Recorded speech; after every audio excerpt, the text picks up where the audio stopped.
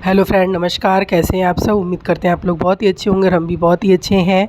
तो ये ब्लॉग है जूतिया पूजा वाले दिन का, जो लास्ट ब्लॉग में आप लोगों को कल हम दिखाए थे। तो अब किस तरह से पारण किए हैं, यानी दिन सोमवार को, तो उसका भी ये आज का ब्लॉग पूरा वही है, वही दिखाएंगे। ये ब्लॉग इसलिए डाले हैं कि आप लोगों को पता चले कि कल हम किस चीज़ का ब्लॉग डाले थे। तो जीवित पुत्रिका का पूजा पाठ व्रत हो गया था, और व्रत थे संडे को यानी 14 तारीख का। फिर दिन सोमवार आता है और पारण का दिन आता है। तो ये उस दिन का है कि किस तरीके से हम पारण करते हैं दिन सोमवार यानी कि 15 तारीख, और आज दिन है मंगलवार 16 तारीख। तो ब्लॉग हम आज डाल रहे हैं कल का। तो ये है, जितना भी हम लोग पूजा करके आते हैं वो सारा सामान उस दिन ऐसे ही बांध के रख दिया जाता है, उसको उस दिन नहीं खोला जाता है। फिर जिस दिन हम लोग पारण करते हैं उस दिन ये सारा चीज़ फिर से खोलते हैं, जो पूजा करके आए रहते हैं व्रत वाला, और वो सारे चीज़ों को निकालते हैं, अलग अलग करते हैं, और बहुत सारे चीज़ों को निकालना रहता है। कुछ चीज़ें बची रहती हैं, तो इसलिए ताज़ा फल चढ़ाते हैं ताकि एक दिन वो बंधा रहे तो ख़राब ना हो जाए। और माँ का जो मूर्ति है वो हमें अपने घर के मंदिर में स्थापित करना है। तो संडे पड़ गया था, इसलिए जो पिछले साल की जूतिया माँ की मूर्ति थी उसको हमने विसर्जित नहीं किया, क्योंकि संडे को विसर्जन नहीं होता है, इसलिए उस दिन हम नहीं कर पाए और उस मूर्ति को उठा के रख दिए हैं। वो दीपावली पे जब छठ पूजा पे जाते हैं गंगा जी, तो उस दिन विसर्जित कर देंगे।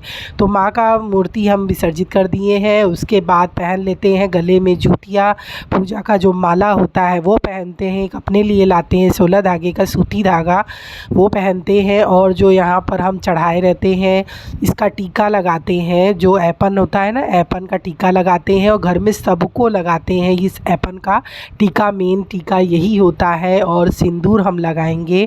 और फिर उसके बाद माला पहन लिए और अब शुरू कर देंगे घर में जो डेली रूटीन वाला पूजा पाठ होता है उसको।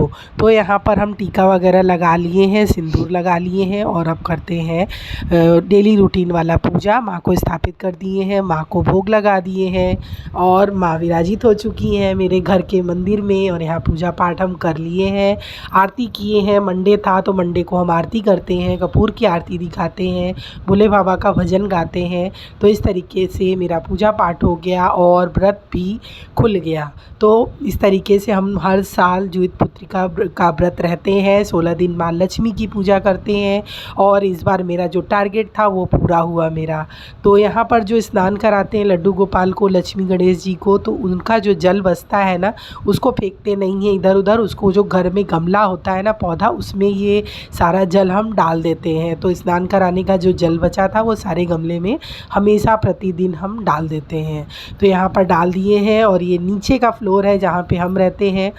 फिर उसके बाद अभी तक हम कुछ खाए पिए नहीं थे। उसके बाद कैसे खुलता है व्रत हम लोगों का, तो ये जो चना है ना, चना है, 5 चना लिए हैं और इसको घोट लेंगे पानी से। तो पानी से इसको घोट लिए और व्रत मेरा खुल गया। तो इस तरीके से होता है जीवित पुत्रिका व्रत का पारण।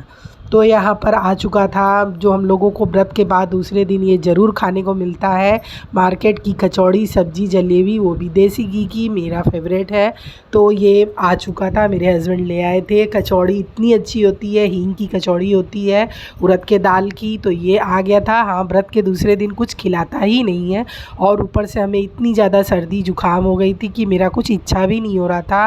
फेस मेरा देख रहे होंगे कि कितना उतर गया है। एक तो व्रत रहना, पूजा करने जाना, ऊपर से धूप लग जाने की वजह से इतनी ज़्यादा हमें सर्दी जुकाम हो गई कि क्या बताएं। पर मेरा सारा काम अच्छे से हो गया, उसके लिए बहुत मन खुश है। आप लोगों को मेरा ये ब्लॉग 16 दिन का कैसा लगा, जूतिया माँ की पूजा का कैसा लगा, ये पारण का ब्लॉग कैसा लगा, ज़रूर बताइएगा। मिलते हैं दोस्तों नए ब्लॉग में। आप सभी को मेरी तरफ से नमस्कार।